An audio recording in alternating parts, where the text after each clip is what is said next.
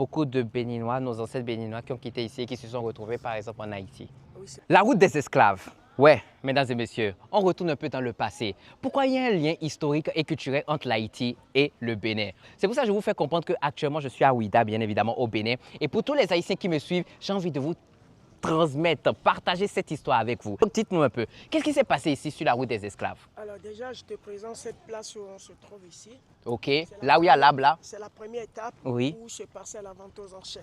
Donc c'est ici La que vente aux enchères, donc on vendait les esclaves. c'est ici que les Blancs venaient acheter nos ancêtres. OK. Et une fois qu'ils étaient achetés ici, Oui. pour que chaque acheteur va arriver à reconnaître son marchandise à la destination, pour Oui. ne pas avoir de discussions Oui. entre eux, Oui. les Blancs proposaient l'idée de maquage.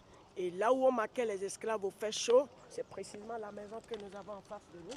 Attendez, donc la maison qui est là-bas, c'est là-bas qu'on C'est maque la les place esclaves. où se passait le maquage des esclaves. OK. Si je dis la place, ça ne dit pas que je ne parle pas de la maison. C'est-à-dire la maison qui est là n'a rien du tout à voir dans notre histoire. D'accord. Parce que la maison a été reconstruite après. OK. Mais c'est sur cette place-là où le forgeron vient travailler, fabriquer les barres de fer pour pouvoir maquer les esclaves au fer chaud.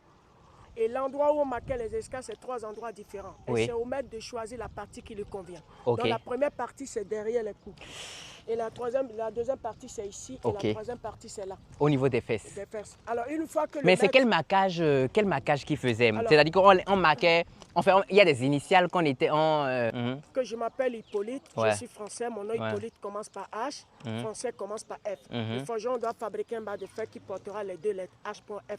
Hippolyte le français. OK, d'accord. Une fois que le bar de fer est composé selon le nom de l'acheteur et son pays, c'est là que le forgeron doit mettre le bar de fer composé dans le feu. Et lorsque l'acheteur vient, il va choisir l'un de ces endroits qui lui convient. Et le bar de fer chauffé doit être retiré pour maquer les esclaves au fer chaud. Et après les maquages, ce n'est pas fini. Qui veut dire après les maquages, on s'en fout de la souffrance. Il y a des piments. Donc ça veut dire que même si ça s'est infecté, en fait, on s'en fout de ça. Il y a des piments rouges, brisés, qu'on doit faire passer dans les plaies. Et c'est une manière de pouvoir les faire souffrir plus en les faisant comprendre que lorsqu'ils seront embarqués sur la route, s'ils cherchent à s'évader, qu'on les attrape, ce qui va les arriver serait plus fort que ce qui les arrive ici. Waouh. Voilà. Waouh, OK. Extraordinaire. Maintenant, après ceci, quand ils font tout ça, ils vont directement à la porte du non-retour, mais il y a d'autres étapes. Après, lorsqu'on entend parler de la route des esclaves, c'est un parcours qui comporte de 6 étapes importantes.